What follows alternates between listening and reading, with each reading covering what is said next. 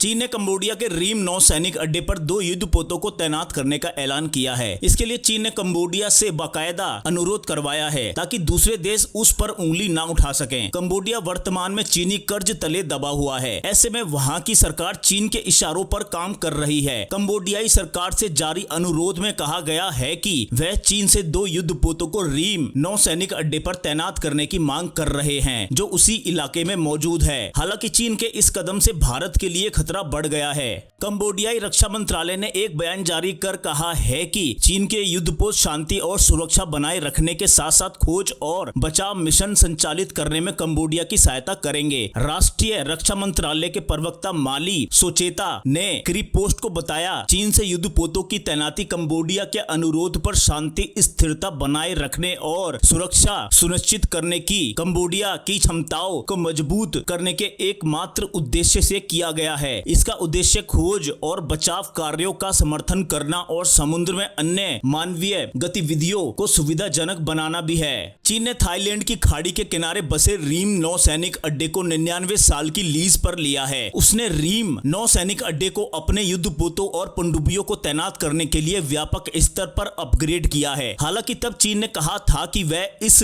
नौसैनिक अड्डे को कंबोडिया के लिए अपग्रेड कर रहा है और यहाँ चीनी युद्धपोतों की तैनाती का कोई इरादा नहीं है। रीम नेवल बेस से चीन न केवल वियतनाम की घेराबंदी कर सकता है बल्कि दक्षिणी चीन सागर में उपस्थिति को बढ़ा सकता है। वह यहाँ से चीनी नौसेना मलक्का जलडमरू मध्य से गुजरने वाले दुश्मन देशों के युद्धपोतों पर भी नजर रख सकता है। कुछ दिनों पहले ही द डिप्लोमेट ने खुलासा किया था कि सितंबर में कंबोडिया में 2 युद्धपोतों की तैनाती की तैयारियों के लिए सिहानो कबीले में रीम नेवल बेस पर लगभग 100 चीनी नौसैनिक काम कर रहे हैं। हालांकि तब कंबोडियाई रक्षा मंत्रालय ने इस रिपोर्ट को खारिज कर दिया था। कंबोडियाई रक्षा मंत्रालय के प्रवक्ता सोचेता ने जोर देकर कहा कि कंबोडिया को प्रशिक्षण और उपकरण सहित विभिन्न भागीदारों से महत्वपूर्ण समर्थन मिला है। उन्होंने कहा, हम सहायता के सभी ईमानदार और वास्तविक प्रस्तावों का गर्मजोशी से स्वागत करते हैं। हालांकि वह ये बताने में असमर्थ थे कि ये युद्धपोत कंबोडिया कब पहुंचेंगे।